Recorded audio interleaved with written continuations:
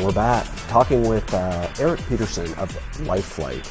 And while in the break, we were talking a bit about you guys don't actually, when you arrive on scene or even when you're dispatched, you don't really have any information about if it's a car wreck, if somebody's possibly been hit by a car, fallen off a horse, whatever it might be. You're given very, very little specifics, and there's a reason why. And let's talk about that. The reason being is we don't want to make the caller, the person who's calling it in, have to come up with a bunch of details. We just want them to say that there's been an accident and we're on the way. Okay. We want to give them the information that they want to hear. Okay. Yeah. Is there any concern in maybe it might hit a flight nurse or maybe a pilot or something close to home, like that could have I have a 6-year-old granddaughter or I have a 3-year-old son. Is there reasons for that too or not? Well, no, that's not a part of it. Oh, really? Although Okay. you do mention a good thing, that the pilot never knows. Even if we did know, there is one specific kind of call, OB call, where we will know that we're going on an OB call, Okay. Obstetrical call. Okay. But the pilot never knows what kind of patient we're going on, because we don't want to put undue pressure on him to try to go through weather that we don't want to go through. Right. Yeah. Why risk your lives trying to save somebody else's? Yes. So being in the field that you're in and working in an aircraft and flying to locations remote most of the time, trying to get people and take them back in, that seems to me at least a very unique career. And why did you choose that? How did you get into that? I was when I graduated from school, I was a park ranger in Boulder, Colorado, and got to work with the flight nurses there.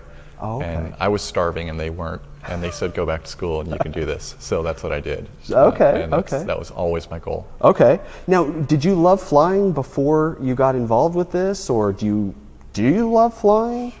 Flying is a byproduct of the job, really. I think helicopters are pretty cool, but it's just I like the kind of job, the kind of patients that I get to deal with. Okay. Quite a bit more than, the helicopter's neat, but. Okay. So it's just part of the job, but not necessarily part that you're like really passionate about. Yeah. I just feel lucky I don't get sick in the helicopter. So that's very good, very good. What do you think? As far as because for myself, I'm thinking, my goodness, there's so many things that would be an obstacle or a hardship in trying to do your job. But for you, what do you think is the hardest part of doing your job? The hardest part, to be honest with you, is after the call is over, if it didn't go so well, or just kind of making sure that the next time it goes better with whatever agency you're working with. The political parts of those conversations can be difficult. I've done this job for a long time, and I've seen quite a few patients, and they all fall on our protocol someplace. Really? Yeah. So, and there are some heartbreaking calls. Kids, like you mentioned, are really tough sometimes. But you do your best for you treat them like they were one of yours, no matter who they are. Yeah. Well, that's reassuring. That's very reassuring. So you mentioned that you actually were you were working in a park as a park ranger, and you would interact with flight nurses, and you decided, I want to do that. But you didn't actually jump from park ranger to flight nurse. You were a nurse like at OHSU or something for a while. There were a few years in between there. Yeah. You have to have at least 5 years experience in a level 1 trauma center, which is just the highest level of trauma center. Okay. So I started at OHSU after I got my second degree. Okay. And started my life over again. Yeah. And then I moved to Emmanuel, because Emmanuel was still controlling the flight program at that time, and became a trauma nurse there. Okay. And worked at Emmanuel for approximately 7 years. Okay. And eventually landed my first flight nurse job. All right.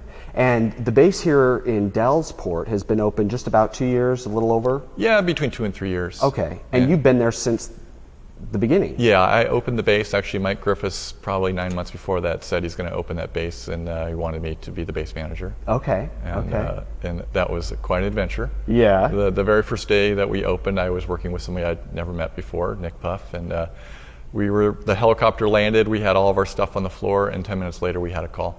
So I grabbed all the narcotics, which are in this beautiful red bag. Well, we didn't have our red bag, so they were in a paper bag. and just put them in a paper bag, and it was like McDonald's or trick or treating, you know. So, well, for some people, it would definitely be a treat. I suppose. Exactly, and it went smooth as silk. It was great. That's great.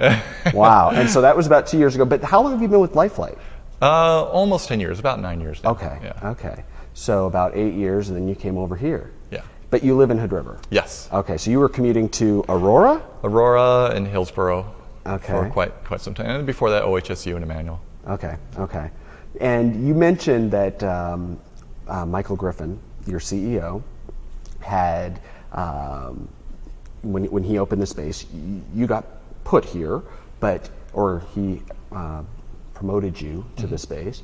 But there was actually almost like a lottery or a pool or something that was going on as you guys were trying to identify where the space might be put. Is that true? That's true for our newest base, our Lewiston base. Your Lewiston base, yes. Okay. And Mike put out a little bounty on who could guess the date it would be opened and where it would be opened, because it's a very secretive little science project usually for him. Okay. And one of the people at Lifelight 6 got it, and I think they got $100 for it or something like that. So, well, very good. Yeah. So that's the kind of guy he is. That is, yeah. He loves things like that. Has fun stuff. Yeah. So, well, good. Well, so what do you think is, as far as the expansion? I mean, you've been there for 10 years approximately. You've seen probably a lot of changes. What's the future for Lifelight Network?